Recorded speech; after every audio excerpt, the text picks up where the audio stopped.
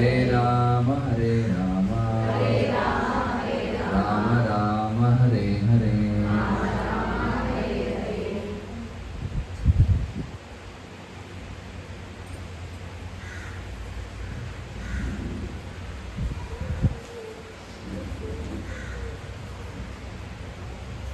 హరే కృష్ణ. అందరికీ స్వాగతం ఈ భౌతిక క్లాసెస్కి.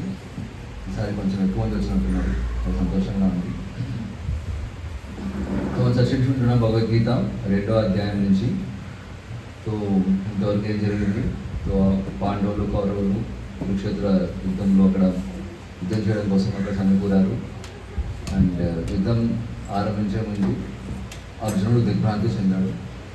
ధర్మ సమూఢ చేతస, యుద్ధం చేయాలా వద్దా అనేసి. సో అప్పుడు తన ముందున్న శ్రీకృష్ణ భగవానుడితో శరణు వేడుతాడు. అప్పుడు కృష్ణుడు అర్జునుడికి ఉపదేశం ఇవ్వడం మొదలు పెడతారు.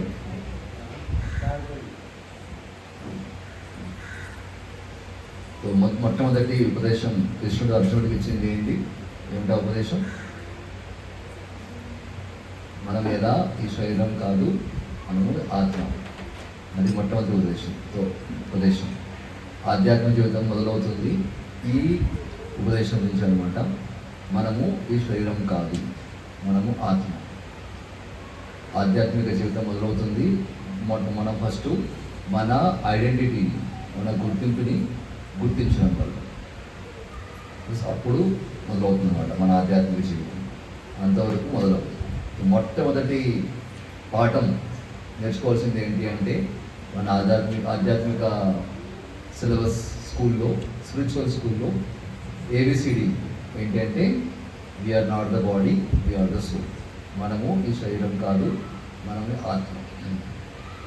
శరీరం అనేది నశ్వరం, అది నశించిపోతున్న రోజు. కానీ లోపల ఉన్న ఆత్మ అనేది ఎప్పుడు నశించింది.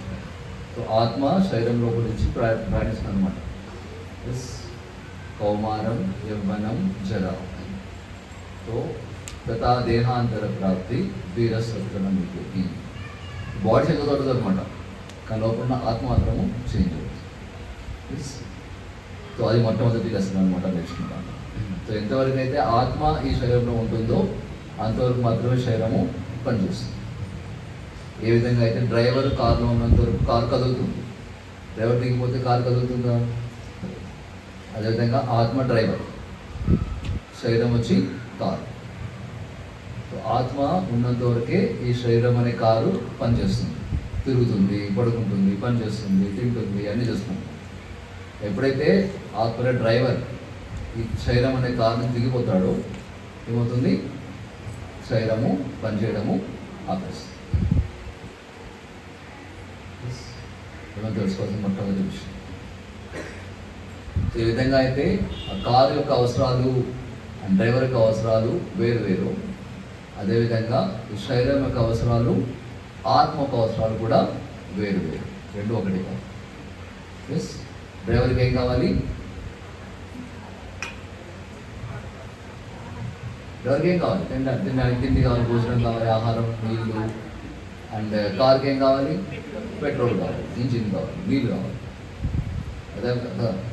సో డ్రైవర్కి పెట్టే సాంబార్ని తీసుకెళ్ళి మన కార్ ఫ్యూయల్ ట్యాంక్లో పోయాడు అన్నా కదా. కారు కోసం పెట్రోల్ తీసి మనం డ్రైవర్కి ఇవ్వలేదు. రెండు అవసరాలు వేరు. ఎస్, అదేవిధంగా శరీరం యొక్క అవసరాలు, ఆత్మక అవసరాలు రెండు వేరు, ఒకటి కాదు. మన శరీరం కోసము రోజంతా పనిచేస్తుంటాం. మనం తినే తిండి కానీ, పడుకునే నిద్ర కానీ, లేక జాబ్ చేస్తుంటాం, చదువుకుంటాం, అన్ని దేనికోసము? శరీరం కోసం. కానీ ఆత్మ కోసం ఏం చేస్తున్నాము?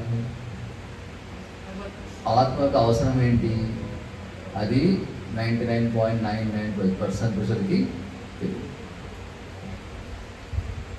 అందువల్లే వాళ్ళ జీవితంలో ఎంతో సౌకర్యాలు ఉన్నా, ఎంతో ఆస్తి అంతస్తులు ఉన్నా, సౌకర్యాలు ఉన్నా, లగ్జరీస్ ఉన్నా, ఎన్నో ప్రాపర్టీస్ ఉన్నా, బ్యాంక్ బ్యాలెన్స్ ఉన్నా, లేటెస్ట్ ఐఫోన్ ఉన్నా, వాళ్ళ జీవితంలో ఆ సంతోషం, సంతృప్తి అనేది లేదు.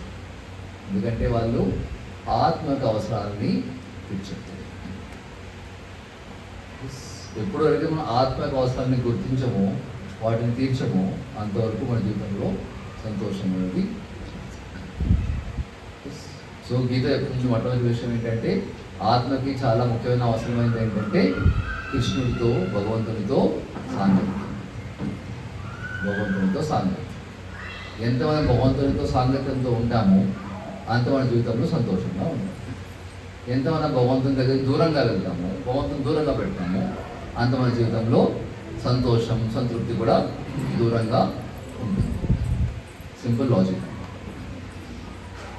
సో ఎంత మనం భగవంతుని తీసుకొస్తాం, భగవంతుని సమయం ఇస్తాము, భగవంతుని మనకి సంతోషం ఇస్తాం. ఎంత భగవంతుని దూరంగా పెడతాము, సంతోషం, సంతృప్తి కూడా దూరంగా ఉండిపోతాం. అది నేర్చుకున్నాం. నెక్స్ట్ ఇంకోటి ఏం నేర్చుకున్నామంటే లాస్ట్ క్లాస్లో, పోయిన వారం కాకుండా ముందు వారంలో కృష్ణుడు అర్జునుడిని ఉత్సవిస్తున్నాడు అనమాట. యుద్ధం చేయి, నువ్వు క్షత్రుడివి, నీకు కర్తవ్యం ఏంటి? యుద్ధం చేయడం. అందువల్ల నువ్వు యుద్ధం చేయి. అర్జునుడు తను ఎవరు ఓడిపోతే ప్రాబ్లం ఏంటి? ఓడిపోతే ఏమవుతుంది? అప్పుడు కృష్ణుడు అంటాడు, ఏం ప్రాబ్లం లేదు, ఓడిపోతే నువ్వు స్వర్గానికి వెళ్తావు, గెలిస్తే రాజు అవుతావు. రెండిట్లా నీకు విన్ విన్ సొల్యూషన్ అనమాట. కదా, నువ్వు గెలిస్తేమో మొత్తం భూమండలాన్ని నువ్వు పాలించవచ్చు, భూమిని పాలించవచ్చు. ఓడిపోయావు అనుకో, చనిపోయిన తర్వాత స్వర్గానికి వెళ్తావు. అందువల్ల రెండింటిలో నీకు లాస్ అనేది లేదు, నష్టం లేదు. అందువల్ల నువ్వు ధైర్యంగా యుద్ధం చేయి. నెక్స్ట్ ఇంకేమంటారంటే భగవంతుడు కృష్ణుడు ఏమంటాడు? నేహాభిక్రమ నాశోస్తి. అది శ్లోకం చూసామన్నమాట. 2.40. ఈ ఈ ఈ మార్గంలో, ఏ మార్గంలో? ఈ భక్తి మార్గంలో ఎటువంటి నష్టం అనేది లేదు. ఒక స్వల్పం అప్యస్యం, స్వల్పమైన భక్తి చేసినా కూడా మనకి గొప్ప లాభం దొరుకుతుంది. స్వల్పమప్యస్య ధర్మస్య రాయతే మహతో భయ. సో అందువల్ల అదే ఆధ్యాత్మిక జీవితం, అదే భౌతిక జీవితంలో మనం ఎంత మనము ప్రగతి చెందినా కూడా అది మరణం వచ్చినప్పుడు అన్నీ మనము వదిలేయాల్సింది. కానీ భక్తి మార్గంలో, ఆధ్యాత్మిక జీవితంలో మనం కొంత ప్రగతి చేసినా కూడా ఆ ప్రగతి మనతో ఎప్పుడు వస్తుంది. చనిపోయిన తర్వాత మనతో వచ్చేది మూడే. ఏంటంటది? పుణ్యం, పాపం, భక్తి. ఈ మూడు మాత్రమే వస్తుంది, మనతో ఇంకేం రాదు. అంటారు కదా, చిల్లి గవ్వ కూడా రాదనేసి. అప్పట్లో చిల్లి గవ్వ, ఇప్పట్లో పేటిఎం కూడా రాదు మనతో పాటు. మీరు ట్రాన్స్ఫర్ చేయలేరు అనమాట. గూగుల్ పే, జీపే, పేటిఎం రాదన్నమాట. ఎంత సంపాదించినా సరే, ఎంత పెద్ద వాళ్ళైనా సరే, ఎంత చదువుకున్న వాళ్ళైనా సరే, అన్నా కదా, మనతో భౌతిక జీవితంలో మనతో పాటు ఏం తీసుకెళ్ళాం. మీరుంటే అలెగ్జాండర్ గురించి, ఎందుకంటే అలెగ్జాండర్ మొత్తం ప్రపంచాన్ని ఆయన పరిపాలించారనమాట, ఒకప్పుడు ఆక్రమించారు. సో అలెగ్జాండర్ మరణించేటప్పుడు తన యొక్క 3 కోరికలు చెప్పాడనమాట. నా చనిపోయిన తర్వాత నాకు 3 కోరికలు ఉంది, దాన్ని నెరవేర్చండి అన్నమాట. ఏంటి అబ్బా 3 కోరికలు అడిగారు అందరూ, వాళ్ళ యొక్క ప్రజలందరూ. మొట్టమొదటిది ఏంటంటే, నేను చనిపోయిన తర్వాత నా 2 చేతులు, నా శరీరాన్ని, నా శవాన్ని తీసుకెళ్తారు కదా, నా 2 చేతుల్ని ఇలా తీసుకెళ్ళి ఇలా పెట్టండి. నా 2 చేతుల్ని ఇలా 2 చేతులను విడిచిపెట్టండి, విడిచిపెట్టండి. అది మొదటి కోరిక. రెండోది కోరిక ఏంటంటే, నేను సంపాదించిన డబ్బులంతా మార్గంలో, దారిలో పోస్తురండి. మూడోది, నా శవాన్ని ఎవరు తీసుకెళ్ళాలి? డాక్టర్లు తీసుకెళ్ళాలి. అడిగారు, ఎందుకు ఈ విధంగా కోరికలు కొట్టున్నారు అని చెప్పారనమాట. అప్పుడు అలెగ్జాండర్ చెప్పారనమాట, ఎందుకు 2 చేతులు పెట్టాలి అంటే, అందరూ తెలియాలన్నమాట, అలెగ్జాండర్ ప్రపంచాన్ని ఆక్రమించాడు. కానీ చనిపోయిన తర్వాత ఏం తీసుకొస్తున్నాడు? ఏం తీసుకు మన ప్రపంచంలో వస్తాము, ఇది ఏం తీసుకొస్తాము? ఏం తీసుకో. వచ్చేటప్పుడు పొట్టి చేతులతో వస్తాం, వెళ్ళేటప్పుడు కూడా పొట్టి చేతులతోనే వెళ్తాం. మధ్యలో ఏమవుతుందో మనకి తెలుసు, అనే కదా. సో కొంచెం చూసాం, మన చిన్న పిల్లలు పుట్టినప్పటి నుంచి ఇలా పట్టుకుంటూ పూజిస్తారు అనమాట. అప్పటి నుంచి వాళ్ళు పట్టుకోవాలని కోరిక అనమాట. అది పూర్వజనంతో వస్తానమాట. ఇప్పటి నుంచి పట్టుకోవాలి, తీసుకోవాలనుకుంటారు అనమాట. కానీ వాళ్ళు అర్థమవుతుంది, కొంచెం పెద్ద అయిన తర్వాత, ముసలైన తర్వాత ఏం పట్టుకెళ్ళలేదు. సో 2 చేతులు అలెగ్జాండర్ చెప్పాడనమాట, ఇలా పట్టుకొని, ఇలా పిలుచుకొని. రెండోది డబ్బులు. దారిలో పడేస్తుంది. ఎందుకంటే డబ్బులు సంపాదించినా సరే ఒక్క చిల్లి పైసా కూడా అంత. అని మూడోది, ఎవరు తీసుకెళ్ళాలి నా శవాన్ని? డాక్టర్. ఎందుకంటే డాక్టర్లు కూడా నా జీవితాన్ని, నా ప్రాణాన్ని కాపాడలేకపోయారు. సో అందువల్ల మనతో వచ్చేది మాత్రం మూడే: పాపం, పుణ్యం. సో అందువల్ల ఎంత భక్తి చేస్తామనుకోండి అంత భక్తి మనతో వస్తుంది అనమాట నెక్స్ట్ జీవితంలో. ఎంత సంపాదించినా సరే మనతో రాదు. నేను చెప్పుకున్నా కదా, ఈ బాడీ శరీరం ఎలాంటిది? దివాలా బ్యాంక్. గుర్తుందా దివాలా బ్యాంక్? ఎంతమంది దివాలా బ్యాంక్లో ఇన్వెస్ట్మెంట్ పెడతారు? మీరు కష్టపడి సంపాదించిన డబ్బులు అందరినీ తీసుకొచ్చి ఆ దివాలా బ్యాంకులు పెడతారా? ఎందుకు పెట్టరు? పేరు దివాలా, ఒకరోజు తప్పకుండా దివాలా తింటారు. ఈ బాడీ ఎలాంటిది, శరీరం ఎలాంటిది? దివాలా. ఈరోజు కాకపోయినా సరే రేపు కాకినా ఒకరోజు మాత్రం తప్పకుండా శరీరము దివాలా అండి. అప్పటి వరకు ఈ శరీరంలో ఎంతమంది ఇన్వెస్ట్ చేస్తాము అంతా.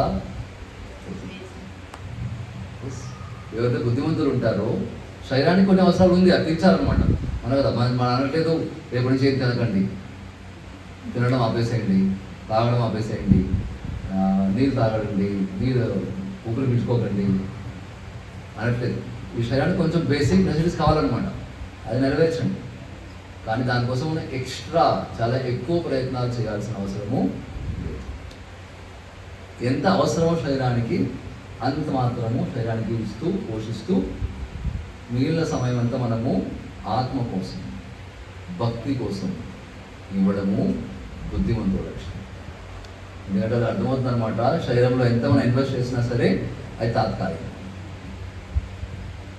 కదా. బుద్ధిమంతులు అనేవారు తాత్కాలికమైన విషయంలో సమయాన్ని వృధా చేయరు. ఎవరైతే మూర్ఖులు వాళ్ళ శరీరం కోసము, తాత్కాలికమైన విషయం కోసము సమయం ఎక్కువ కష్టపడరు. కానీ బుద్ధిమంతులు ఈ తాత్కాలికమైన వస్తువుల కోసము ఎక్కువ సమయాన్ని వెచ్చించారు. సో అదే అంటుంది ఆ 2వ అధ్యాయం 40వ శ్లోకము. భక్తి కొంచెం చేసినా సరే అది మీకు నెక్స్ట్ లైఫ్లో వస్తుంది తప్పకుండా. ఈ జీవితంలో 10% చేస్తే నెక్స్ట్ జీవితంలో మీరు 11% నుంచి స్టార్ట్ చేస్తారు. ఈ 50% చేస్తే నెక్స్ట్ లైఫ్లో 51% నుంచి స్టార్ట్ చేస్తారు. కానీ భౌతిక జీవితంలో అలా కాదన్నమాట. భౌతిక జీవితంలో 100% మీరు రీచ్ అయినా సరే నెక్స్ట్ లైఫ్లో మళ్ళీ ఎక్కడ స్టార్ట్ చేయాలి? 0 అని స్టార్ట్ చేయాలి. మీరు చదువుకొని మీరు బీటెక్ చేశారు, ఎంటెక్ చేశారు, పిహెచ్డీ, డబుల్ పిహెచ్డీ చేశారు, పెద్ద సైంటిస్ట్ అయ్యారు, ఓకే, వండర్ఫుల్. చనిపోయిన తర్వాత లాస్ట్ టైం అంటే నేను ఆల్రెడీ నా ఎంటెక్ అయిపోయింది, పిహెచ్డీ అయిపోయింది, నేను అంతా చదవాల్సిన అవసరం, డైరెక్ట్గా సైంటిస్ట్ చేసి నేను ఒప్పుకుంటారా? మళ్ళీ ఎక్కడ స్టార్ట్ చేయాలి? ఆ ఫార్ అమ్మ, ఆ ఫార్ ఆవు అన్నా కదా, అక్కడ స్టార్ట్ చేయాలి. అంతే, తప్పదు. ఇది భౌతిక ప్రపంచం యొక్క నియమం. కానీ ఆధ్యాత్మిక జీవితం అలా కాదు. ఎంత మనం తక్కువ చేస్తే కూడా అక్కడి నుంచి మనం మొదలుపడాలి. అలాంటి తక్కువ ఎందుకు ఎక్కువ చేయకూడదు? సో అందుకే ఎక్కువ సమయము భక్తి కోసము. ఆ భక్తే మనతో వచ్చేది, ఆ భక్తే మనల్ని కాపాడాలి, అది నేర్చుకుంటాం. అందుకే నెక్స్ట్ భగవంతుడు అంటాడు 41వ శ్లోకంలో, అందులో చెప్పండి 41వ శ్లోకంలో,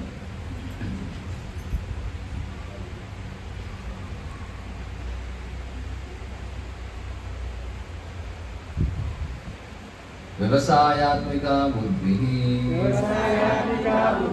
ఏకేన కురు నందన బహుశాఖాహ్యనంతశ్చ బుద్ధయో అవ్యవసాయినా. వ్యవసాయాత్మిక బుద్ధి ఏకేన కురు నందన బహుశాఖాహ్యనంతశ్చ బుద్ధయో అవ్యవసాయినా. ఈ మార్గంలో ఉన్నవాడు సిద్ధమైన ఉద్దేశంతో ఉంటాడు, వారిది ఒకటే లక్ష్యం. ఓ కురునందన, అసిద్ధులైన వారి బుద్ధి బహుశాఖలుగా ఉంటుంది. భాష్యం చూడండి, భాష్యం ఫస్ట్ పారాగ్రాఫ్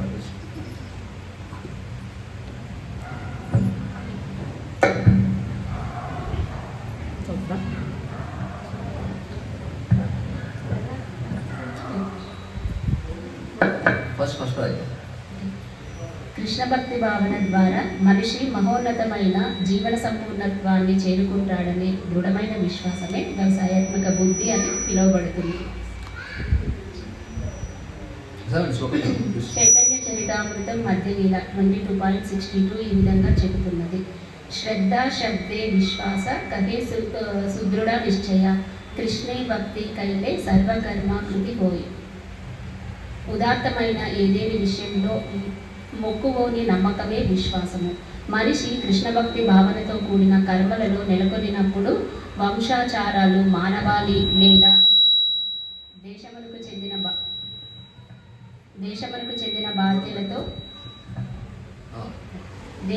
చెందిన బాధ్యతలతో భౌతిక జగత్తు సంబంధంలో పనిచేయవలసిన అవసరం లేదు. మనిషి యొక్క గత శుభకర్మలు లేదా అశుభ కర్మల ఫలితాలే సకామ కర్మలు. మనిషి కృష్ణ భక్తి భావనలో జాగృతుడు కాగానే శుభకర్మలకై ప్రయత్నించవలసిన అవసరమే ఉండదు. అతడు కృష్ణ భక్తి భావనలో నెలకొనినప్పుడు సమస్త కర్మలు పరిపూర్ణ స్థితికి చేరుకుంటాయి. ఎందుకంటే అవి ఇక ఏమాత్రము శుభము అశుభము వంటి బంధాలకు ప్రభావితము కావు.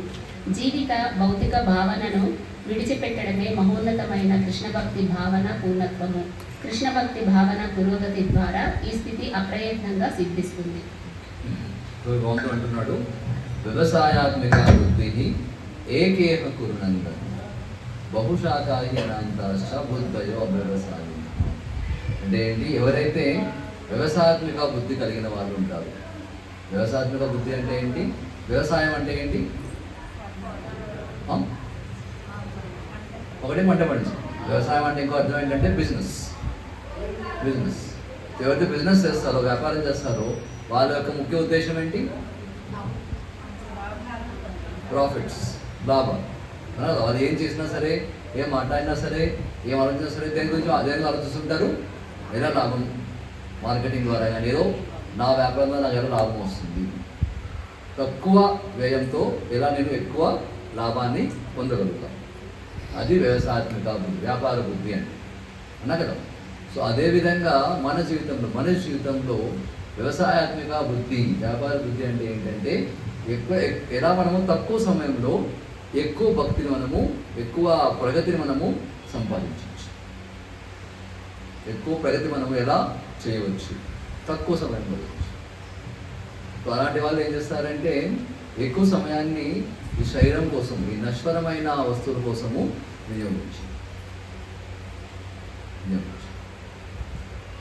వాళ్ళ యొక్క పర్పస్, వాళ్ళ యొక్క ఉద్దేశం ఎప్పుడు ఒకే ఇదిగా ఉంటుందన్నమాట. ఇట్లా వాళ్ళు డిస్ట్రాక్ట్ అవ్వడం. ఎలా భక్తి చేస్తే నేను ఎక్కువ ప్రయోజనం చెందగలుగుతాను అని దాని గురించి ఎక్కువ ఆలోచిస్తున్నారు. వాళ్ళు మిగతా పని చేస్తుంటారు, కానీ వాళ్ళ యొక్క ముఖ్యమైన ఉద్దేశం ఎక్కడ ఉంటుంది? ఇలా నేను సమయాన్ని సేవ్ చేసి ఆ సమయంలో నేను భక్తి చేయవచ్చు, దాని గురించి ఆలోచిస్తుంటారు. ఎస్. సో ఎవరికైతే ఉద్దేశం అనేది లేదో, జీవితంలో వారికి హయ్యర్ పర్పస్ ఉద్దేశం అనేది లేదో, వాళ్ళు ఇది కొంచెం చేస్తుంటారు, అది కొంచెం చేస్తుంటారు అన్నమాట. మనం వెంటనే స్కూల్ కాలేజ్కి వెళ్తుంటారు ప్రోగ్రామ్స్ చూడడానికి. వీళ్ళు అడుగుతానండి స్టూడెంట్స్ని, మీరు కాలేజ్కి వచ్చారు, జాయిన్ అయ్యారు కదా, మీ యొక్క గోల్ ఏంటి, మీ యొక్క ఉద్దేశం ఏంటి? మోస్ట్ ఆఫ్ స్టూడెంట్స్కి ఆన్సర్ ఏంటి? ఇది. ఎందుకు వచ్చారు ఇక్కడ? పేరెంట్స్ పంపించారు, మేము వచ్చాం, మాకు ఇష్టం లేదు, పేరెంట్స్ వల్ల మేము వచ్చాం, పేరెంట్స్ మమ్మల్ని ఇంజనీర్ చేయమని చెప్పారు, ఆందోళన వచ్చాం. సో వాళ్ళ యొక్క ముఖ్యమైన క్వశ్చన్ ఏముంటుందంటే, మేము చాలా ఫ్రీక్వెంట్ క్వశ్చన్ ఏంటంటే, మాకు చాలా డిస్ట్రాక్షన్ వస్తుంది, డిస్ట్రాక్ట్ అయిపోతూ ఉంటాం. చదివేటప్పుడు కూర్చొని చదివేటప్పుడు కానీ, ఎగ్జామ్స్ వేరేటప్పుడు కానీ మేము డిస్ట్రాక్ట్ అవుతూ ఉంటాం. ఆ డిస్ట్రాక్షన్ నుంచి ఎలా మేము సమయాన్ని కాపాడవచ్చు అడుగుతుంటారు అన్నమాట. నేను అడుగుతాను, డిస్ట్రాక్షన్ దేనివల్ల? వాళ్ళ కామన్ ఆన్సర్ ఏంటి? Phone, smart phone. పేరు మొత్తం స్మార్ట్ ఫోన్ అనమాట. కానీ దాన్ని యూజ్ చేసే వాళ్ళు స్మార్ట్ కాదు. అందువల్ల ఏమవుతుంది, వాళ్ళు స్మార్ట్గా డిస్ట్రాక్ట్ అవుతారు. సైలెంట్గా ఫోన్ ఏం చేస్తుంది, వీళ్ళని డిస్ట్రాక్ట్ చేస్తుంది. అన్నా కదా, సోషల్ మీడియా అనేసి, రీల్స్ అనేసి, ఇంకా ఇంకేంటి గేమ్స్. వాళ్ళు ఏమంటారు, ఒక్క రీల్ చూసి వదిలేస్తారు. Only one reel one short అన్నా కదా, ఒక షార్ట్ చూస్తాను, ఒక రీల్ చూస్తాను. అందువల్ల ఏమైంది, ఇప్పుడు రీల్స్ షార్ట్స్ సమయం కూడా చాలా తక్కువైంది అనమాట. ముందు వీడియో వచ్చేది, క్లాస్ అంటే అర్ధ గంట 1 గంట క్లాస్ ఉండేది. మనకంత సమయం లేదు. ఇప్పుడు కలియుగంలో అందరికీ అన్ని షార్ట్ కావాలన్నారు, షార్ట్ కట్ కావాలి. అందువల్ల ముందు తర్వాత ఏమైంది, ఆ 1 గంట క్లాసు తగ్గి 10 మినిట్స్కి వచ్చినారు, 10 నిమిషాలకు వచ్చింది. దానికి కూడా సమయం లేదనమాట చూడడానికి. అందరూ సమయం ఉంది, ఓపిక లేదు. 10 నిమిషాలు చూడాలా, 10 నిమిషాలు వినాలా, మా వల్ల కాదు. మీరేం చెప్పాలనుకుంటారో ఎంతసేపు చెప్పండి, 1 నిమిషంలో చెప్పండి. మీకు 1 నిమిషం అనిపిస్తున్నాం. మీరేం చెప్పాలనుకుంటారో 1 మినిట్లో చెప్పండి. అంటే 1 గంట క్లాసు 10 నిమిషాలు అయింది, 10 నిమిషాల క్లాసు 1 నిమిషం అయింది, 1 మినిట్. దాన్ని ఏమంటారు, షార్ట్స్ అంటారు, రీల్స్ అంటారు. చెప్పడానికి షార్ట్ అనమాట, కానీ ఏమవుతుంది, షార్ట్ చూసుకుంటూ అది లాంగ్ అయిపోతుంది అనమాట. చూస్తారు షార్ట్స్, కానీ ఒక్క షార్ట్ తర్వాత ఇంకో షార్ట్ తర్వాత చూస్తూ ఏమవుతుంది, చాలా లాంగ్ అయిపోతుంది. రీల్ అంటారు, కానీ రీల్స్ చూసుకుంటే ఏమవుతుంది, వాళ్ళు రియల్ లైఫ్ నుంచి దూరంగా అయిపోతుంది. మన కదా మోస్ట్ ఇప్పుడు జనరేషన్ అంతా ఎక్కడ చూస్తుంది, ఫోన్లు. ఎక్కడ చూస్తుంది, ట్రైన్లో ఎక్కడ చూడండి, అందరూ ఒక ఫోన్లో కూర్చుంటారు అనమాట. ఇంట్లో ఒక కార్నర్లో ఒక కూర్చుంటారు, 4 ఫోన్లు ఉంటుంది. ఒక రూమ్లో వీళ్ళు, ఒక రూమ్లో వాళ్ళు, ఆ రూమ్లో ఒకరు, మేడ పైన ఒకరు, రూమ్లో ఒకరు, డైరెక్ట్ టేబుల్ ఒకరు, అందరికీ ఫోన్ ఉంటుంది. వాళ్ళకి ఏమైనా ఫోన్ ఏమైనా తాగాలన్నా కూడా మమ్మీ ఫోన్ చేస్తారు, మమ్మీ నాకు ఆకలిస్తుంది తీసుకెళ్ళి ఫోన్ మమ్మీ పక్కనే ఉంటుంది అనమాట, పక్క రూమ్లో ఉంటుంది. వాళ్ళు లేచి వెళ్ళి చెప్పేందుకు ఇది వాళ్ళకి లేదు అనమాట.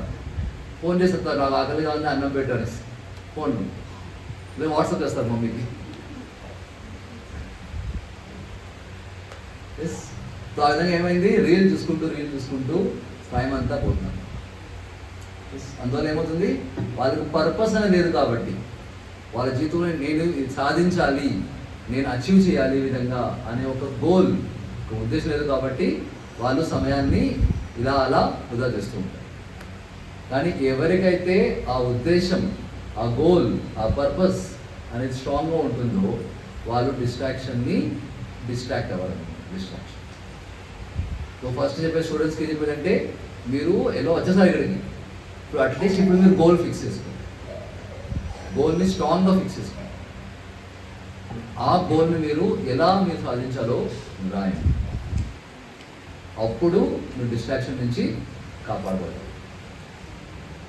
మీకు గోల్ లేకపోతే మీరు చాలా ఈజీగా డిస్ట్రాక్ట్ అవుతారు. సో ఇది చాలా ఇంపార్టెంట్ అనమాట. మీరు వింటారు అబ్దుల్ కలాం గారి విషయం అన్నా కదా, అబ్దుల్ కలాం గారు. సో ఆయన్ని ఒకసారి అడిగారు రిపోర్టర్స్, మీరు ఎందుకు పెళ్లి చేసుకోలేదు అని. ఆయన పెళ్లి చేసుకోలేదు, ఎందుకు మీరు పెళ్లి చేసుకోలేదు, వివాహం చేసుకోవాలి అడిగారు. అప్పుడు ఆయన చెప్పారనమాట, నాకు శాటిలైట్స్ అంటే పిచ్చి, రాకెట్లు శాటిలైట్లు చాలా పిచ్చి నాకు. నేను శాటిలైట్ గురించి, ల్యాబొరేటరీ గురించి ప్రయోగించాలి అనేసి నేను ల్యాబొరేటరీలో ఎంటర్ అయ్యాను. అప్పుడు నా వయసు అంతా 20 సంవత్సరాలు, 20 years అన్నమాట. ఆ ప్రయోగంలో ఆ శాటిలైట్స్ గురించి, రాకెట్స్ గురించి దాన్ని ఎక్స్ప్లోర్ చేస్తే ఏమైంది, బయట వచ్చేసరికి ల్యాబొరేటరీ నుంచి ఆ వయసు ఎంత అయింది, 60 సంవత్సరాలు అయింది. ఎందుకంటే నా వయసు 60 సంవత్సరాలు అయిపోయింది అనమాట. సో ఈ ప్రయోగంలో ఏమైంది, పెళ్లి చేసుకోవాలి అనే విషయాన్ని నేను మర్చిపోయాను.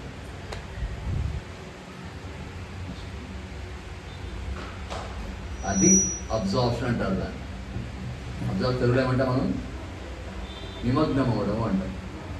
అబ్జార్ప్షన్. ఎంత అబ్జార్ప్షన్ అయ్యారంటే ఆయనకి పెళ్ళైన విషయం కూడా, పెళ్ళి చేసుకోవాలనే విషయం కూడా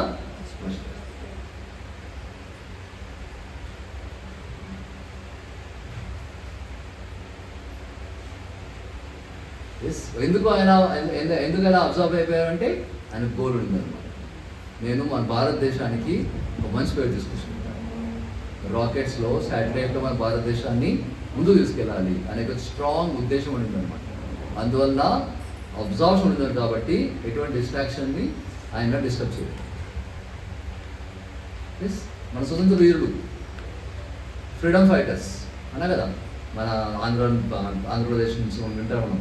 అల్లూరి సీతారామరాజు కానీ, భగత్ సింగ్, ఇంకెవరు, సుభాష్ చంద్రబోస్. వాళ్ళకి ఉద్దేశం ఉండింది. ఏ ఉద్దేశం అది? మన దేశానికి స్వాతంత్రం తీసుకురావాలి అని. ఆ ఉద్దేశం కోసం ఏం చేస్తారు వాళ్ళు?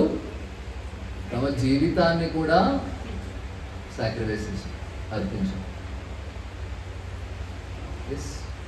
డిస్ట్రాక్షన్ లేదు అన్నమాట. వాళ్ళ వ్యవస్థాత్మక బుద్ధి ఏంటి? మన దేశానికి స్వాతంత్రం తీసుకురావాలి. అది భౌతికమైన విషయమే అది, కానీ ఒక గోల్ ఉంది వాళ్ళకి, ఉద్దేశం ఉంది. అందువల్ల చూడండి వాళ్ళకి ఎంత కష్టపడి, ఎంతవరకు అంటే ప్రాణాలు అర్పించడం కోసం కూడా వాళ్ళు తయారయ్యారు. మనం చూసి చాలామంది చూస్తుంటాం అనమాట. మన గాయకులు ఉంటారు, ఘంటసాల కానీ, సుశీల, ఆ కాలం నాటి పెద్ద మంచి పేరున్న గాయకులు. ఇది కొంచెం తర్వాత ఫెస్టివల్ సుబ్రహ్మణ్యం గారు, అలా చిత్ర వాళ్ళతో వచ్చారు. ఇప్పుడు పేరు లేటెస్ట్ ఎవరు, శంకర్ మహాదేవన్, ఇంకెవరు నా పేరు. తో వాళ్ళకు ఉద్దేశం ఏంటి? గాయకుల యొక్క ముఖ్యమైన గోల్ ఏంటి? మంచి గాయకులు అవ్వాలని, పేరు పొందిన, ప్రసిద్ధి పొందిన గాయకులు అవ్వాలని. అందువల్ల వాళ్ళు ఏం సాక్రిఫైస్ చేయాలి? వాళ్ళు ఐస్ క్రీమ్ తినలేదు, కూల్ డ్రింక్స్ తాగలేదు, అవునా కదా, ఫ్రైడ్ ఐటమ్స్ తినలేదు, స్వీట్స్ తినలేదు. ఎందుకనేసి గొంతు పాడైపోతుంది. గొంతు పాడైపోతే ఏమవుతుంది? జనాలు వింటారా వాళ్ళ వాయిస్ని? వింటారు కదా. అందువల్ల ఏం చేస్తారు వాళ్ళు? ఇటువంటి ఐటమ్ వాళ్ళు చాలా ఇష్టమైనా సరే వాళ్ళు దాన్ని తినరు, తాగరు. ఎందుకంటే వాళ్ళకు హయ్యర్ గోల్ ఉందన్నమాట జీవితంలో. మంచి గాయకులు, అది భౌతికమైన గోలే అది, కానీ ఒక మంచి బెటర్ గోల్ ఉందన్నమాట. మంచి గాయకులు అవ్వాలి, మంచి ఈ ఇండస్ట్రీలో మంచి పేరు పొందాలి అనేసి. అందువల్ల వాళ్ళు దీన్ని సాక్రిఫైస్ చేస్తారు. సో ఎంతవరకు అయితే మనము మన జీవితంలో హయ్యర్ పర్పస్ అనేది లేదు, అంతవరకు మనము లోయర్ థింగ్స్ని సాక్రిఫైస్ చేయాలి. ఎప్పుడు మన జీవితంలో హయ్యర్ పర్పస్ ఉంటుందో, ముఖ్యమైన ఉద్దేశం, ఉన్నతమైన ఉద్దేశం ఉంటుందో, అప్పుడు దానికన్నా లోయర్ ఉద్దేశాన్ని మనము సాక్రిఫైస్ చేయాలి. లేకపోతే చేయలేమన్నమాట.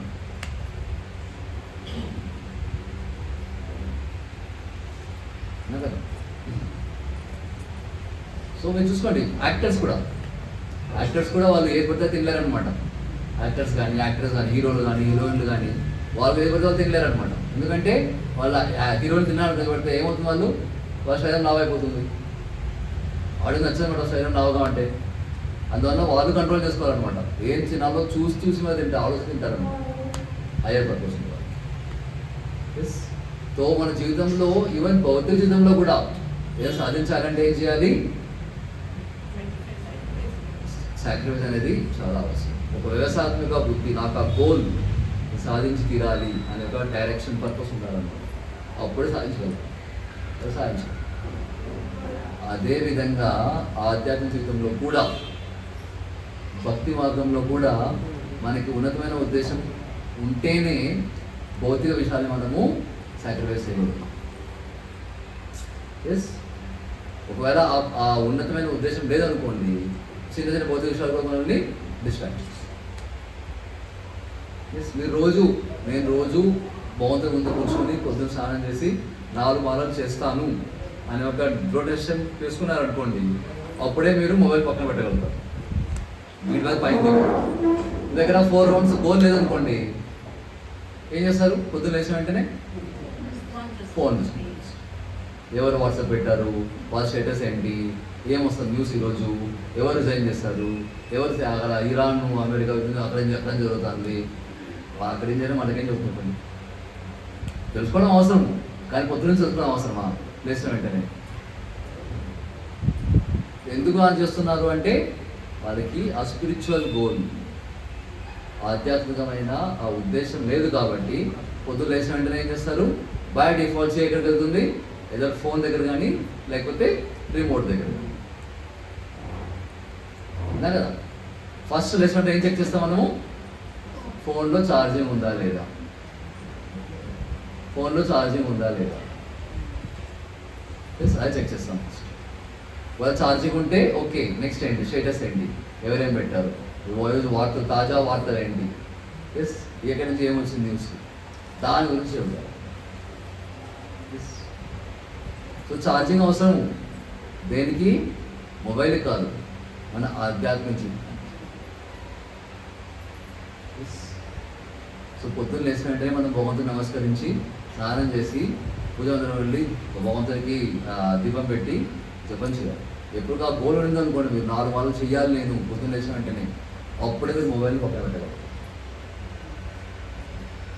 ఇంకా గోల్ లేదనుకోండి, లేస్తే ఏం చేస్తారు? మొబైల్ స్కోల్, అక్కడ బయట పైన 1/2 అవర్ పోతుంది అనమాట. లేసానికి అర్ధగంట పోతుంది, 1/2 అవర్ మొబైల్లో. ఎవరేం చేస్తారు, న్యూస్ ఏంటి, క్రికెట్ మ్యాచ్లో ఎవరు గెలిచారు, ఏ మూవీ రిలీజ్ అవుతుంది, ఇక్కడేం జరిగింది, అక్కడేం జరిగింది, దాంట్లో చూసుకుంటే 1/2 అవర్. ఆ న్యూస్లో ఏముంటుంది? మంచి వార్తలు వస్తాయంటే ఏం లేదు, పేరు మాత్రం న్యూస్ అంటారు. కానీ వచ్చేదంతా ఓల్డే అనమాట, అది దాంట్లో కొత్తదేం లేదు అనమాట. అలా కదా, న్యూస్లో అంటే వచ్చేదంటే అది పాతదే. ఇక్కడ వాళ్ళు చచ్చారు, అక్కడ వాళ్ళు యుద్ధం చేసుకుంటున్నారు, ఇక్కడ వీళ్ళు బాంబు పేలింది, అక్కడ యాక్సిడెంట్ అయింది, ఇదే వస్తుంది అనమాట. సో న్యూస్ బేసికల్ అంటే ఏంటి? న్యూస్ అంటే ఏంటి? పాత విషయాలే జరిగేది కొత్త వారికి. సేమ్ విషయాలు అనమాట. యాక్సిడెంట్ అవ్వడము, లేక యుద్ధం జరగడము, అది జరుగుతూ ఉంటుంది, అది కామన్ అనమాట. కానీ మనుషులు మాత్రం మారుతూ ఉంటారు, అంతే, ఇంకేం లేదు. మీరు 10 సంవత్సరాల ముందు పేపర్ తీయండి, ఇప్పుడు పేపర్ తీయండి, విషయాలు మాత్రం సేమ్ అనమాట. ఏం మారుతుంది అక్కడ? పేర్లు మాత్రం మారుతుంది. అప్పుడు వాళ్ళు చచ్చారు, ఇప్పుడు వీళ్ళు చచ్చారు, అంటే పేర్లు మారుతుంది. ఇలా చచ్చారు సేమ్గా ఉంటుంది అనమాట, ఇంకేం లేదు. అదే న్యూస్ అండి. సీరియల్ అంటారు, అదే సీరియల్స్ కూడా అదే అనమాట. అప్పుడు అత్తగోలు కొట్టుకుంటారు, ఇప్పుడు అత్తగోలు కొట్టుకుంటారు. ఏం మారింది అంటే అక్కడ క్యారెక్టర్ మారింది అనమాట, ఇంకేం అంతే కదా. క్యారెక్టర్ మారుతుంది అంతే. అదే క్యారెక్టర్ అంటే పేర్లే, సీరియల్ పేర్లు మారుతుంది అంతే, ఇంకేం లేదు. బ్యాక్గ్రౌండ్ మ్యూజిక్ మారుతుంది అంతే. సో దాంట్లో కొత్తదనం ఏం లేదనమాట. సో భౌతిక జీవితంలో కొత్తదనం అంటూ ఏం లేదు, పాతదే అనమాట, కొత్త పేరుతో వస్తుంది. కానీ ఆధ్యాత్మికత వల్ల కాదనమాట. ఆధ్యాత్మిక ప్రతి విషయము ప్రతిరోజు కొత్తదిగా అనిపిస్తుంది మనకి. సో ఎప్పుడైతే మన ఆధ్యాత్మిక ఉద్దేశం ఉంటేనే భౌతిక ఉద్దేశాన్ని పక్కన పెట్టచ్చు. ఆ వ్యవసాయాత్మిక బుద్ధి, నేను జపం చేయాలి, నేను కూర్చొని గీత అట్లీస్ట్ అర్ధగంట చదవాలి అని ఒక దృఢ నిశ్చయంతో మీరు తీసుకుంటేనే మీరు భౌతిక విషయాన్ని పక్కన పెట్టగలుగుతారు. ఎంతగా ఆ కృత నిశ్చయం, దృఢ నిశ్చయం తీసుకోరు, మనము భౌతిక విషయాల్ని, భౌతిక ఆకర్షణల్ని మనము పక్కన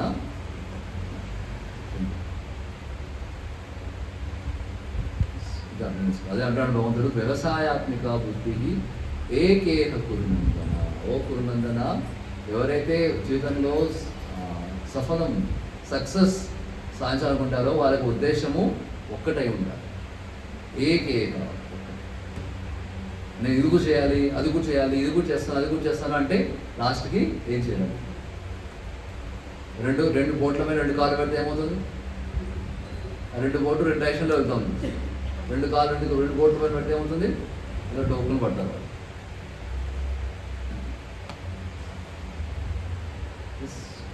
సో ఆధ్యాత్మిక ఉద్దేశం మనం స్ట్రాంగ్గా ఉంటే ఆటోమేటిక్గా మనం భౌతిక విషయాల్ని పక్కన పెట్టాలి.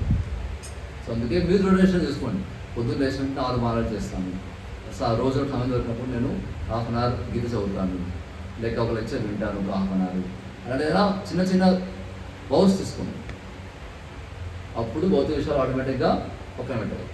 లేకపోతే ఒక టీవీలో ఈ సీరియల్ వస్తుంది, ఆ టీవీలో ఆ మూవీ వస్తుంది, అది చూద్దాము, ఇది చూద్దాము, వారి ఇంట్లో ఏం జరుగుతుంది, మీ ఇంట్లో ఏం జరుగుతుంది, మీ ఇంట్లో వంట ఏమంటారు, మా ఇంట్లో ఇది వంటాము, మీరేం తింటారు, అదే మాటలు అనమాట, ఇంకేముండదు మాటలు. ఫోన్ చేస్తే ఏమి, మీ ఇంట్లో ఏమంటారు, మా ఇంట్లో ఇది అంటారు, వాళ్ళు ఎలా చేస్తావు, నేను ఎలా చేస్తాను. భగవంతుని జనం మాట్లాడతారా? ఏం మాట్లాడతారు. ఏం చదివావు గీత గురించి అడుగుతారా? ఎన్ని మాలలు చేస్తారా అడుగుతారా? అదేమన్నా. ఎప్పుడు చూసినా తిండి, టీవీ. ఈ సీరియల్ చూసాను, ఇక్కడ కానీ సీరియల్ నేను బయటకు వెళ్ళిపోయాను, సీరియల్ చూడలేదు, సీరియల్ అయిపోయింది. దాని గురించి మాట్లాడుతుంది కానీ అరే గీతలో కృష్ణుడు చెప్తున్నాడు, భగవంతుడు దాని గురించి ఇంట్రెస్ట్ చూపించాడు. అలా మన జీవితం ఒక మాయ, మన జీవితమే ఒక మోహం అనమాట, ఒక అపోహం. దాంట్లో ఇంకో మాయ అనమాట సీరియల్ని. అవునా కదా, మన బాంధవ్యాలు ఇది ఏమి అది ఆల్రెడీ ఒక మాయ అనమాట. ఆ మాయలు ఇంకో మాయ తీసుకొస్తాం మనం. మాయ డబుల్ స్క్వేర్ అవుతుంది అనమాట. అది ఉంటే మాయ సరిపోదు, అది సరిపోదు అనేసి ఇంకో మాయ తీసుకొస్తాం. ఆ వారింట్లో ఏమైంది, ఆ సీరియల్లో ఏమైంది, ఆ అత్త కోడలు ఏమైంది, అదే ఆ హీరో కొట్టవేయాడు కదా విలన్ కొట్టాడా, వీళ్ళ హీరో చచ్చాడా, అది చూస్తే నవ్వు వస్తుంది వాడు. ఎవరైతే బుద్ధిమంతులు దాన్ని చూస్తారో వాళ్ళు నవ్వుతారు. ఆల్రెడీ వాళ్ళ జీవితం మాయలో ఉంటారు, దాన్ని ఇంకా మాయ చూసుకొస్తారు ఏంటి అని. సో కొత్తగా మాయను తీసుకోవాల్సిన అవసరం లేదు. మనం ఫస్ట్ మాయ నుంచి ఎలా బయటపడాలో దాన్ని ఆలోచించాలి.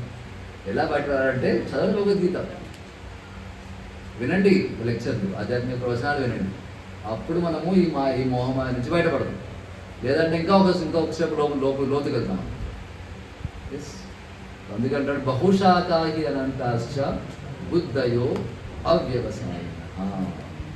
ఎవరి బుద్ధి అయితే ఉద్దేశం లేకుండా ఉంటుందో వాళ్ళు ఇది కూడా చేస్తారు, అది కూడా చేస్తారు, ఇది కూడా చేద్దాం అనుకుంటారు, కానీ లాస్ట్కి ఏం చేయరు. సో మీరు సక్సెస్ సాధించాలి అంటే భౌతిక జీవితంలో కానీ లేక ఆధ్యాత్మిక జీవితంలో కానీ ఉద్దేశం అంటూ, పర్పస్ అంటూ ఉండాలి. ఆ పర్పస్ అనేది ఎంత స్ట్రాంగ్గా ఉండాలంటే ఆ పర్పస్ కోసం, ఆ ఉద్దేశం కోసము మన జీవితాన్ని కూడా త్యాగం చేయడం కోసము వెళ్ళాం. అంత స్ట్రాంగ్గా ఉండాలి ఆ ఉద్దేశం.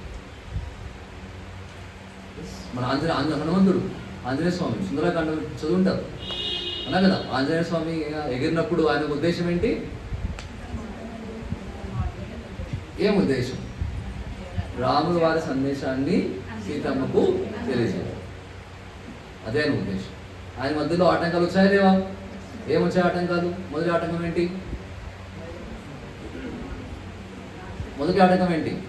పర్వతం వస్తున్నాడు, పర్వతం లేస్తున్నాడు సముద్రం నుంచి. లేచి మాట్లాడుతుంది సముద్రం, ఆ పర్వతం మాట్లాడుతున్నమాట.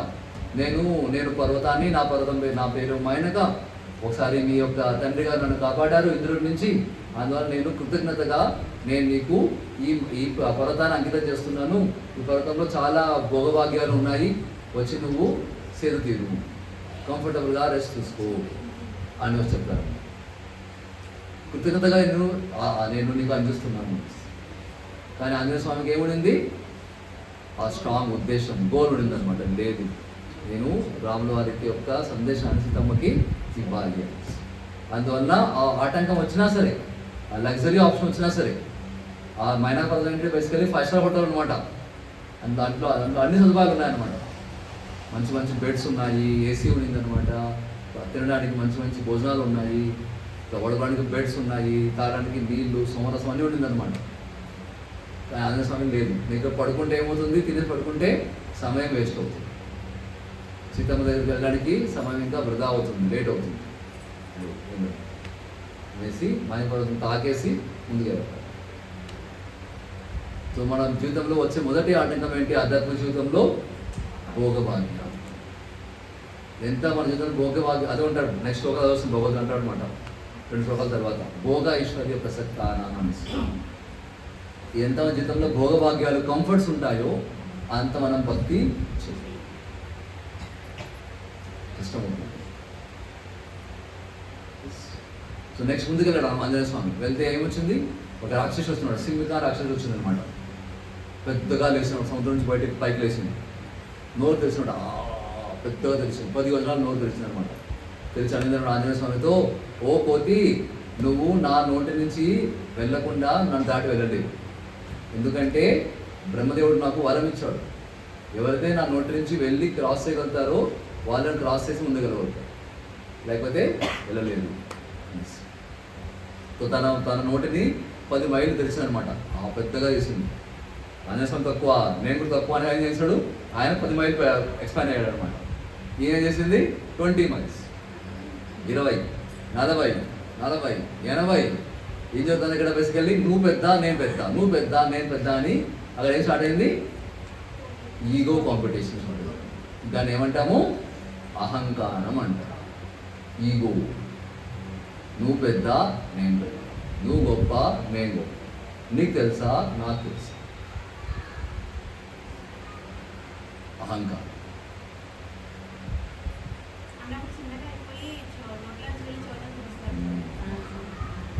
అది అహంకారం అంటారు. అహంకారం చేస్తుంది మన జీవితాన్ని కాలంతో నింపేస్తుంది. అదే అహంకారం అంటే. సో అహంకారం మనల్ని భగవంతుడి దగ్గర నుంచి దూరం చేస్తుంది. ఎంత అహంకారంతో ఉంటాం, గర్వంగా ఉంటాం, అంత మనము భగవంతుడి దగ్గరికి వెళ్ళలేమన్నమాట. సో అందులో అర్థమైంది, అరే నేను పెరుగుతాను, అది పెరుగుతుంది, నేను పెరుగుతాను, దీనికి అంతే లేదు. అందులో ఏమయ్యాడు ఆంజనేయ స్వామి చేశాడు, వెంటనే చిన్నదే మారిపోయాడు అనమాట. 5 ఇంచుల సైజు మారిపోయాడు. ఏం చేశాడు? వెంటనే లోపలికి వెళ్ళాడు, ఆ నోట్లో వెళ్ళాడు, కడుపులో వెళ్ళిపోయాడు, బయట వచ్చాడు. అప్పుడు చెప్పాడనమాట, అమ్మగారు మీ యొక్క వరం ఏంటి? మీ నోట్లో వెళ్ళకుంటే నేను దాటలేను, నేను నోట్లో వెళ్ళొచ్చేసాను, బయట వచ్చేసాను, ఇప్పుడు దయచేసి నాకు దారి ఇవ్వండి అని. వెంటనే ఆ రాక్షస సంతోషపడిపోయి చాలా సంతోషము, విజయోస్తూ, నువ్వు వెళ్ళే పని తప్పకుండా నువ్వు విజయాన్ని సాధిస్తావు అని ఆశ్రయించి పంపిస్తావు. సో అహంకారానికి సమాధానం ఏంటి? అహంకారానికి సమాధానం ఏంటి? వినయం. వినయం. వినయం. విద్య వినయేన శోభతే అంటారు. ఏ చెట్టుగా అయితే పండ్లు ఉంటాయో అవి వంగి ఉంటాయి, అన్నా కదా. ఏ చెట్టుకి పండ్లు లేవో అవి నిటారుగా గర్వంగా ఉంటాయి, అన్నా కదా. అంటే అర్థం ఏంటి? గర్వంగా ఉన్నవాళ్ళు వంగరు. ఎవరి జీవితంలో అయితే మంచి గుణాలు ఉంటాయో వాళ్ళు మాత్రమే వంగుతారు, వినయంగా ఉంటారు. అహంకారానికి సమాధానం ఏంటి? వినయం. నువ్వు గొప్ప, నేను గొప్ప కాదు. ఓకే, నువ్వే గొప్ప, నేను గొప్ప కాదు, నన్ను క్షమించు, నాకు ఆశీర్వాదం నువ్వు అని చెప్పాలన్నమాట. అంతేగాని వాళ్ళ ముందు నేను గొప్ప అని చూసుకుంటూ కూర్చున్నామనుకో, మీరు గొప్ప అయ్యుండొచ్చు, మీరు ఇప్పుడు కూడా వచ్చేయచ్చు అనమాట. కానీ భగవంతుడి విషయంలో మీరు చిన్నవాళ్ళు. అర్థమవుతుందా? మనము మన యొక్క సాటి వాళ్ళతో మన పెద్దవాళ్ళకి చూపించుకోవచ్చు అనమాట, మా అహంకారం చూపించుకోవచ్చు. కానీ భగవంతుడి విషయంలో మనము చిన్నవాళ్ళం. భగవంతుడికి వినయం అంటే చాలా ఇష్టం, గర్వం అంటే చాలా కష్టం. భగవంతుడు ఏదైనా సహించగలుగుతాడు, కానీ మన గర్వాన్ని సహించడు.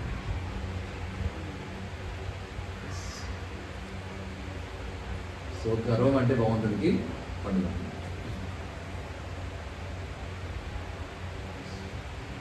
సో అందువలన అది రెండో ఆటంకం అన్నమాట, అష్టకం. ఎవరికి? హనుమంతుడికి. అహంకారం. అందువల్ల ఏమో సమయం వేస్ట్ అవుతుంది అనమాట. నువ్వు గొప్ప, నేను గొప్ప, దాన్ని ప్రూవ్ చేసుకుంటూ కూర్చుంటాం అనమాట. We are not here to prove, we are here to improve. మనం ఇక్కడ ప్రూవ్ చేసుకోవడం లేదనమాట. నేను ప్రూవ్ చేసుకోవాలి, నువ్వు ప్రూవ్ చేసుకోవాలి. ఎందుకున్నాం ఇక్కడ? ఇంప్రూవ్ చేసుకోవడం కోసం. నేను ఎలా ముందుకు వెళ్ళాలి భక్తిలో, అందుకోసం వచ్చాము ఇక్కడ. నేను గొప్ప అని ప్రూవ్ చేసుకోవడం కోసం కాదనమాట.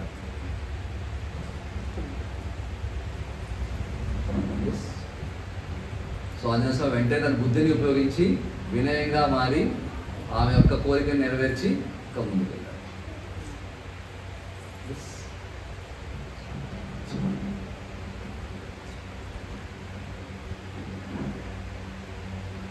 అది రెండో ఆటంకం. ఈ విధంగా ఆటంకాలు వస్తుంది ఆ జీవితంలో కూడా, అన్నా కదా. అహంకారం వస్తుంది, లోభం వస్తుంది, గ్రీడ్, ఇంకా కావాలి, భౌతిక విషయాలు ఇంకా కావాలి, ఇంకా ఎక్కువ కావాలి, ఇది కావాలి, అది కావాలి, ఎక్కువ కోరుకుంటా ఉంటాం. అది ఇంకో ఆటంకం, అన్నా కదా. ఎక్కువ పొందాలనుకుంటే ఎక్కువ కష్టపడాలి. ఎక్కువ కష్టపడాలంటే ఎక్కువ సమయాన్ని అక్కడ మనము స్పెండ్ చేయాలి. ఎక్కువ సమయం అక్కడికి పోతే భక్తులు మన స్థానం తగ్గిపోతుంది, అన్నా కదా. అది ఇంకో ఆటంకం. ఈ విధంగా ఆటంకాలు వస్తూ ఉంటాయి.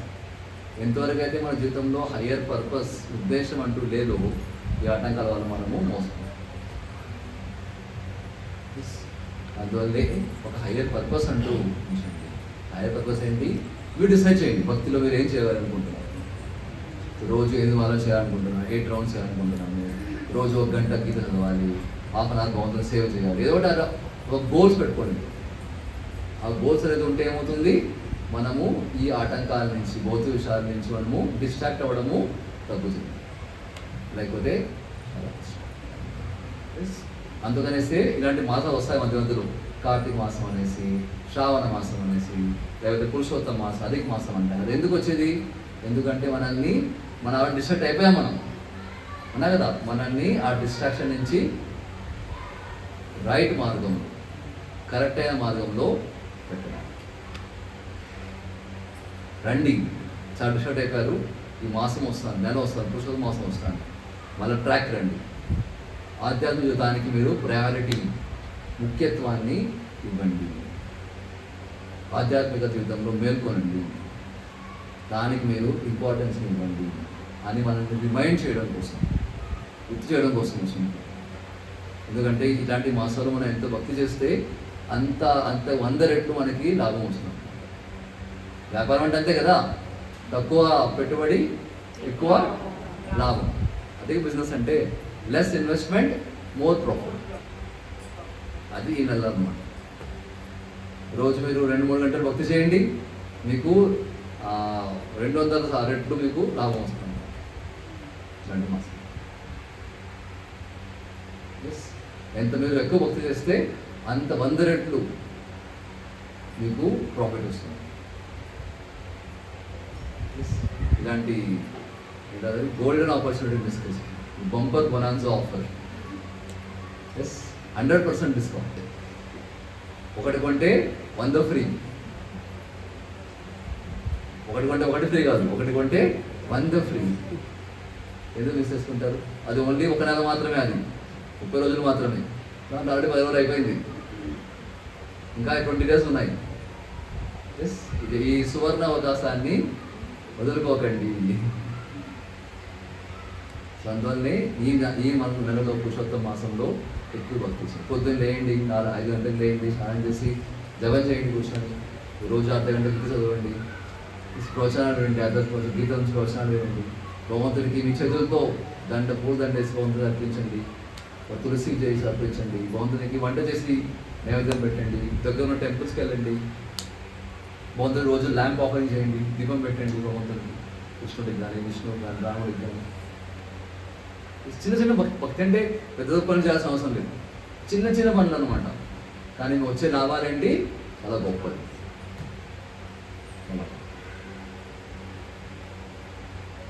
రోజు కూర్చొని ఆ 15వ అధ్యాయం శ్లోకాలు చదవండి. పురుషోత్తమ యోగం మనం 15వ అధ్యాయం పురుషోత్తమ యోగం అంటారు. సో అది పురుషోత్తమ మాసంలో పురుషోత్తమ యోగం అనే అధ్యాయం చదవామనుకోండి, అది కూడా మనకి భక్తి వస్తుంది. ఆ దాంట్లో ఓన్లీ 20 శ్లోకాలు మాత్రమే ఉన్నాయి. 20 శ్లోకాలు చదవడానికి ఎంత 20 నిమిషాలు పట్టదు. అది చెప్పండి. ఇలాంటి సింపుల్ చాలా చిన్న చిన్న భక్తి పనులు చేయండి మీరు చాలా మంది. అదే మా యొక్క విన్నపం మీ అందరితో. ఈ పురుషోత్తమ మాసంలో ఎంత ఎక్కువ భక్తి చేస్తే అంత మనం ముందుకు వెళ్తాము. మీరు మీ గోల్స్ ఫిక్స్ చేసుకోండి. పొద్దున్నే సినిమాలు చేస్తారు, గీత ఎన్సెట్ చదువుతారు, బౌద్ధ నైవేద్యం పెడతారు, లేక మాలలు చేసి పెడతారు, బౌద్ధ విషయాలు ఏం తగ్గిస్తారు. అట్లే ఒక సీరియల్ చూడడం తగ్గించండి. కష్టం, నాకు అర్థమవుతుంది, అంత సులభం కాదు. 1 సంవత్సరం నుంచి చూస్తుంటారు ఆ సీరియల్, 1 నెల ఆపాలంటే ఏమైపోతుందో సస్పెన్స్. నేను చూడకపోతే ఆ సీరియల్ డైరెక్టర్ ఏమైపోతాడో, తగ్గిపోతుందేమో, టీఆర్పీ వాళ్ళకి ఆడియన్స్ తగ్గిపోతారేమో, సీరియల్ ఏమైపోతుందేమో.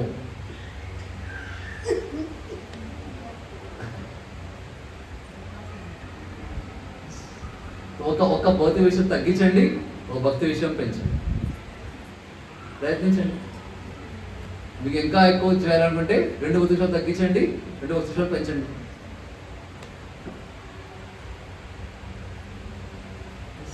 సో మీ శక్తి ప్రకారం మీరు డిసైడ్ చేసుకోండి. మీరు ఏం భౌతిక విషయాలు తగ్గిస్తారు, ఏం భక్తి విషయాలు పెంచుతారు, అది మీ యొక్క చాయిస్. చేసి చూడండి, భగవంతుడు 1కి 100 రెట్లు మీకు లాభాన్ని. Hare Krishna. Any questions or doubts?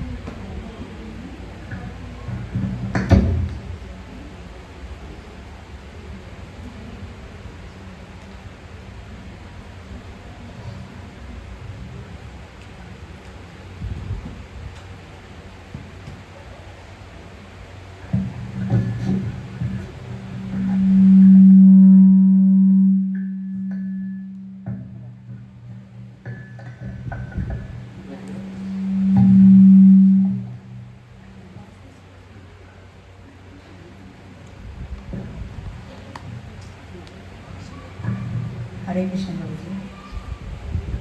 ఈరోజు క్లాస్ నాకు చాలా నచ్చింది ప్రభుజీ. ఆంజనేయ స్వామిది లంకకు సుందరకాండ చూస్తుంటాం, కానీ ఇట్లా అర్థం చేసుకోవాలని మాత్రం తెలియలేదు ప్రభుజీ. పిల్లలకు చెప్తుంటాము కానీ ఫస్ట్ 2 ఆటంకాల గురించి చెప్పినాను.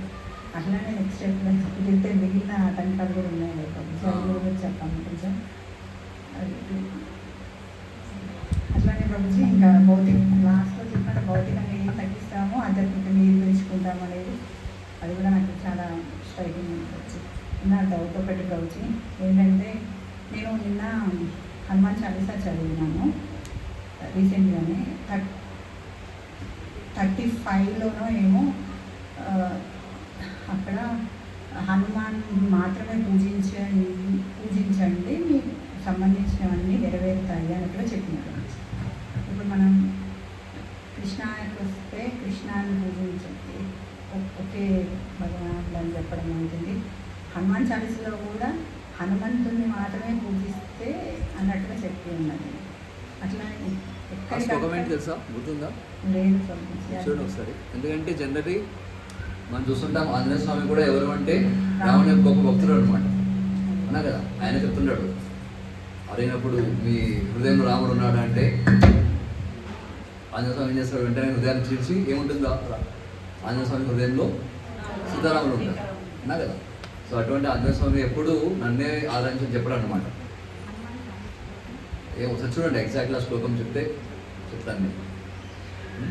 కానీ ఆంజనేయ స్వామి మాత్రము రాముడు గొప్ప భక్తుడు అనమాట, గ్రేట్ డివోటీ ఆఫ్ లార్డ్. సరే చూసి చెప్పండి. ఇంకా ఏ ప్రశ్న ఎవరికైనా?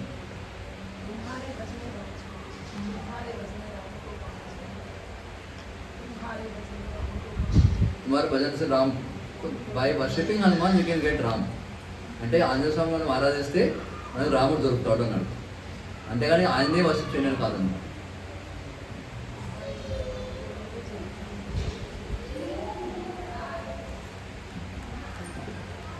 ఇంకా ప్రశ్న ఎవరికైనా?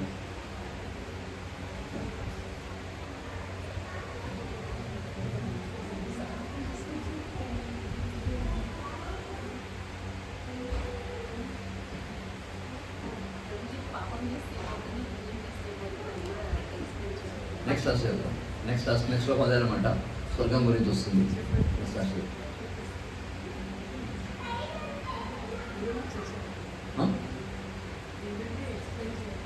చేస్తాను. నెక్స్ట్ క్లాస్ వచ్చేది.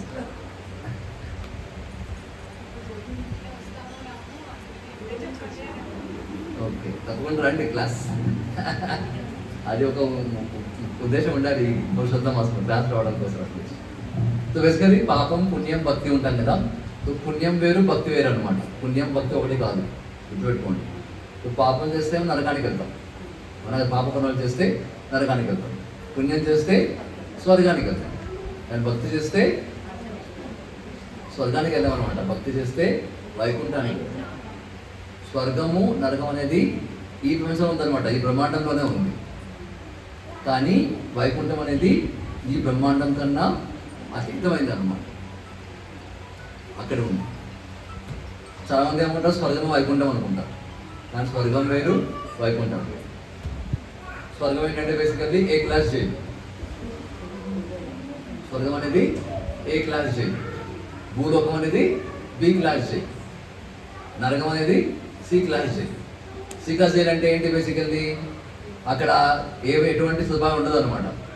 తాగడానికి నీళ్ళు ఉండదు, ఆ రూమ్ క్లీన్గా ఉంటుంది అనమాట, చాలా డర్టీగా ఉంటుంది. వాళ్ళు వెళ్ళి రాళ్ళు కొట్టాలి. అది సి క్లాస్ జైలు అంటే. సో బి క్లాస్ జైలు అంటే ఏంటి? బేసికల్లీ అట్లీస్ట్ బేసిక్ ఫెసిలిటీ ఉంటుంది అనమాట.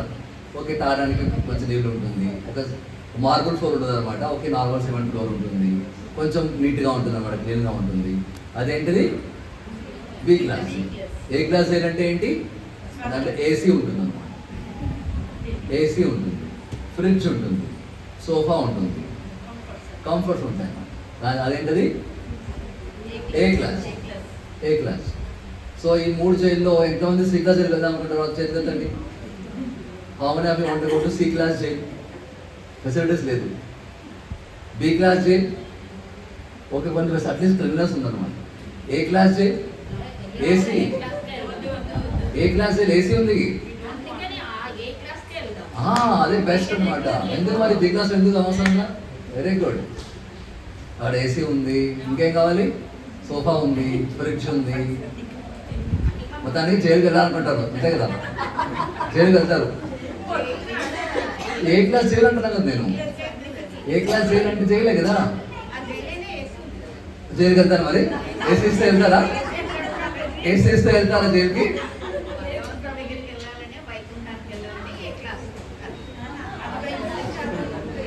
మీరు జైలుకి వెళ్తారా? ఏసీ ఉంటే జైలుకి వెళ్తారా? వెళ్తారా?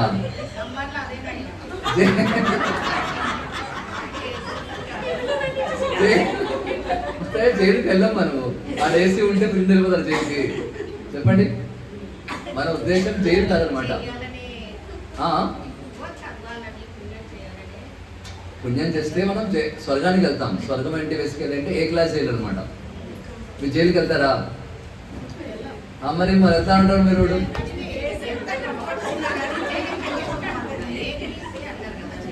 ఏబిసి, కానీ ఆ జైలు జైలే కదా. ఏ జైలు అయినా కూడా ఏ క్లాస్ జైలు జైలే కదా, అన్నా కదా. మీరు అన్ని మాలలు చేస్తున్నారు, అక్కడ కోరుకోవాలి. బేసికల్లీ ఏ క్లాస్ జైలు అయినా సరే, ఏ క్లాస్ అయినా సరే జైలు జైలే కదా. మనం జైలుకి వెళ్ళాలి వస్తుంది అనమాట. వైకుంఠం అనేది ఎక్కడ ఉంది? అది ఈ బ్రహ్మాండం కన్నా బయట ఉందన్నమాట. స్వర్గం అనేది ఇక్కడే ఉందన్నమాట. మన స్వర్గం వెళ్ళినా సరే ఇక్కడ ఏమవుతుంది? మన పుణ్యం అయిపోతే వాళ్ళకి రావాల్సింది ఎక్కడికి. అర్థమవుతుందా? పాపం ఏంటి? కిందకి వెళ్తాము, నరకానికి వెళ్తాము, అనుభవిస్తాము, మన భూలోకానికి వస్తాం. స్వర్గం పుణ్యం ఎక్కడికి వెళ్తాం? స్వర్గానికి వెళ్తాం. మన పుణ్యం యొక్క అకౌంట్స్ అయిపోయింది అనుకోండి, మన ఎక్కడికి వస్తాము? భూలోకానికి వస్తాం. క్షీణే పుణ్యే మర్త్యలోకం విశంతి. కానీ భక్తి ఎప్పుడు నశించారు అనమాట. పుణ్యం నశించిపోతుంది, పాపం నశించిపోతుంది, కానీ భక్తి నశించదు. భక్తి ఎక్కడికి వెళ్తాం మనము? వైకుంఠం.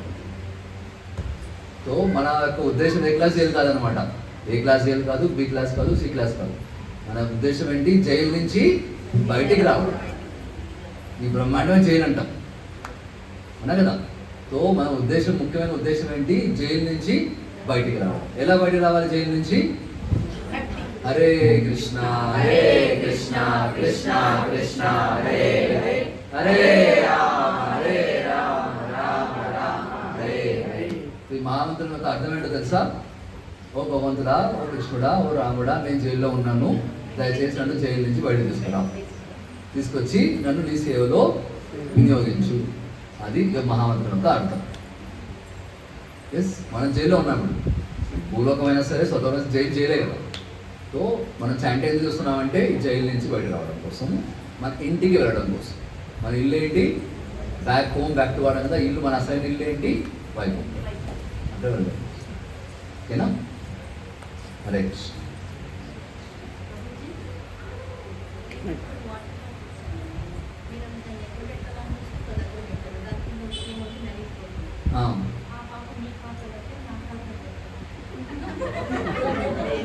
నేను చూసి పెడతాను, చిరుపైన పెట్టాను.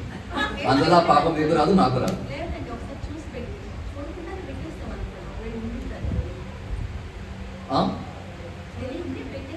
ఓకే. సో అలా తెలియక మనం చాలా పాపాలు చేస్తుంటాం కదా. ఆ పాపాల నుంచి మనం విముక్తి పొందాలంటే భక్తి చేయాలి. భక్తి చేస్తే అటువంటి పాపాలకి రియాక్షన్స్ రాదు. భక్తి చేయకపోతే వస్తుంది, పాపం వస్తుంది. భక్తి చేస్తే ఆ పాపానికి రియాక్షన్ రాదు. తెలియజేస్తాను.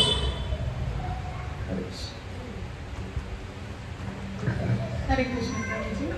అంటే ఇప్పుడు మీరు పాపం పుణ్యం గురించి మాట్లాడుతున్నారు కాబట్టి క్వశ్చన్ అడుగుతున్నాను. అంటే చాలా మందికి పుణ్యంకి భక్తికి డిఫరెన్స్ లేదు. పుణ్యం చేసినా మనం భగవంతునే చేరుతాము, మంచి పనులు చేసినా భగవంతునే చేరుతామని అంటారు. అండ్ మానవ సేవనే మాధవ సేవ ఆ కాన్సెప్ట్లో కూడా ఉంటారు. అండ్ అంటే ఏ దేవుణ్ణి పూజించినా వెళ్ళేది అక్కడికే అని కూడా అంటారు. సో దీనికి మీ ఎక్స్ప్లెనేషన్? చాలా పెద్ద ఎక్స్ప్లెనేషన్ అనమాట. సింపుల్ చెప్పాలంటే చెప్పాం కదా, పుణ్యం వేరు, భక్తి వేరు. మంచి పనులు వేరు, భక్తి పనులు వేరు. మంచి పనులు చేస్తే మీకు మంచి జరుగుతుంది. మంచి అంటే ఏంటి? అది భౌతికమైన మంచి అన్నమాట. ఫర్ ఎగ్జాంపుల్, మీరు ఎవరు చదవడానికి పిల్లలకి మీరు మంచి చదువు నేర్పించారు, స్కూల్ కట్టించారు. నెక్స్ట్ జీవితంలో ఏమవుతుంది? నెక్స్ట్ లైఫ్లో మీరు మీరు నెక్స్ట్ టైప్లో బాగా చదువుతారు అనమాట. అన్ని క్లాసులో ఫస్ట్ వస్తారు, ఐఐటీలో ఫస్ట్ వస్తారు, నీట్లో ఫస్ట్ వస్తారు, మీకు భగవంతుడు బుద్ధి ఇస్తారు. కానీ అదేంటది బేసికల్లీ భౌతికమైనది అన్నా కదా. ఫర్ ఎగ్జాంపుల్ మీరు ఈ జన్మలో వేసవికాలంలో నీళ్ళు చలివేంద్రం అది కట్టిపెట్టారు, మొత్తం హైదరాబాద్ చలివేంద్రం కట్టిపెట్టారు. నెక్స్ట్ టైంలో ఏమవుతుంది, మీకు నీళ్ళు ప్రాబ్లం ఉండదు అనమాట. మీరు మొత్తం ప్రపంచం అంతా నీళ్ళు ప్రాబ్లం ఉన్నా సరే మీకు వాటర్ ప్రాబ్లం ఉండదు. ఎందుకంటే మీరు ఈ జీవితంలో మంచి పని అందరు నీళ్ళు అందించారు కాబట్టి. అది కూడా భౌతికమైనది అన్నా కదా. ఫర్ ఎగ్జాంపుల్ ఈ జీవితంలో మీరు పెద్ద హాస్పిటల్ కట్టించారు, అందరికీ ఫ్రీ ట్రీట్మెంట్ ఇచ్చారు. నెక్స్ట్ జీవితం ఏమవుతుంది, మీకు ఎక్కువ రోగాలు రాదు, మీ బాడీ కొంచెం హెల్తీగా ఉంటుంది, భౌతికమైంది. సో అది పుణ్యం అన్నమాట.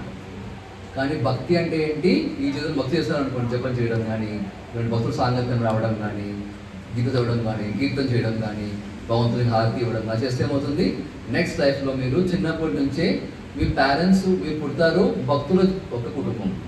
చిన్నప్పటి నుంచే మీకు భక్తి చేసే అవకాశం దొరుకుతుంది, చిన్నప్పటి నుంచి కీర్తన చేసే అవకాశం దొరుకుతుంది, మందిరానికి వెళ్ళే అవకాశం దొరుకుతుంది, ప్రసాదం చేసే అవకాశం దొరుకుతుంది, భక్తిలో ముందుకు వెళ్ళే అవకాశం దొరుకుతుంది.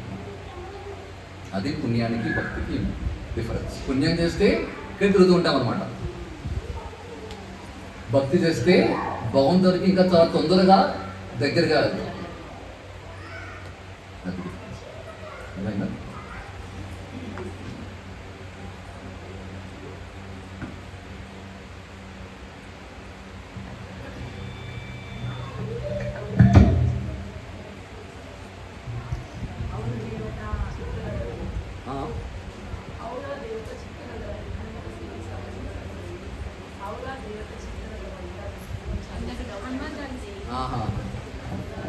నేను చెప్తాను, ఇప్పుడు వస్తాను సపరేట్గా. ఇంకా ప్రశ్న అడిగానా? సరే, అందరు ధన్యవాదాలు.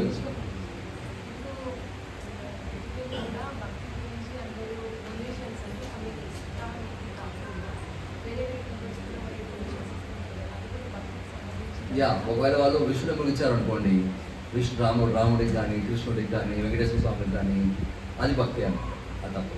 కరెక్ట్.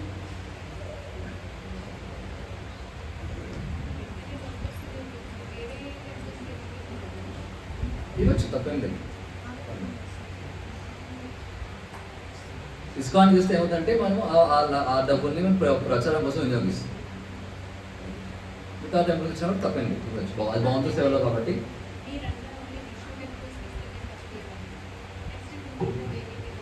అది మనం వచ్చే కాదు డిస్కస్ చేద్దాము. దేవతలు ఎవరు, భగవంతులు ఎవరు, అది పెద్ద టాపిక్ అనమాట. అది కూడా స్టార్ట్ చేసిన పోతుంది ఇంకా. అందుకే please stay tuned, please keep coming. ఓకేనా? వస్తుండండి, ఎప్పుడో ఒకసారి కాదనమాట. ఈ క్లాసు రెగ్యులర్గా వస్తుండండి. దీపావళి లాగా పురుషు వస్తుంది కదా, ఒకసారి వచ్చేసి వెళ్ళిపోయి మళ్ళీ మాయమైపోతుంది అనమాట. అలా కాకుండా మన జీవితం ఎలా ఉండాలి అంటే 10,000 తక్కువ ఉండాలన్నమాట. సో జీవితాంతము క్లాసులు వస్తూ ఉండండి. ఎప్పుడో ఒకసారి అమావాస్యగా పౌర్ణమి రావడం కాదనమాట. ప్రతి వారం తప్పకుండా ఈ క్లాసులకు రండి, వినండి, అర్థం చేసుకోండి. ఎందుకంటే ఇక్కడ మనం ఏం చేస్తున్నామంటే ఆధ్యాత్మిక విషయాలని మనము చాలా సిస్టమేటిక్గా ప్రజెంట్ చేస్తున్నాం.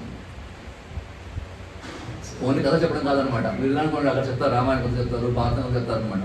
అందువల్ల మనకి సందేహాలు తెలియదు అనమాట. సో ఇక్కడ మనం ఏం చేస్తున్నామంటే మనం ఇక్కడ ఆధ్యాత్మిక విషయాన్ని చాలా సిస్టమేటిక్గా చెప్తున్నాం అనమాట, స్టెప్ బై స్టెప్ చెప్తున్నాం అనమాట. మీరు ఒక క్లాస్ మిస్ అయినా సరే కొన్ని పాయింట్ మిస్ అవుతారు.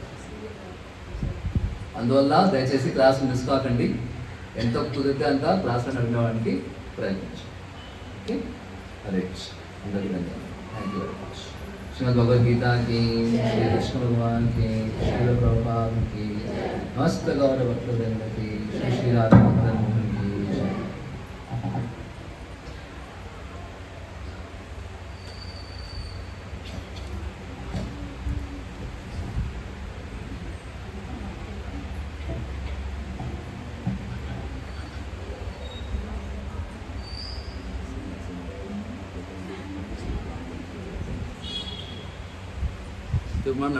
ఇప్పుడు నరసింహార్తి పాడదాము, తర్వాత అందరికి దీపం ఇస్తాము.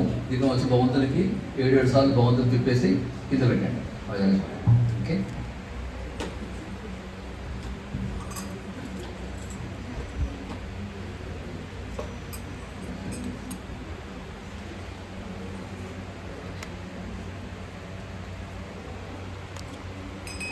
नमस्ते नरसिंहाय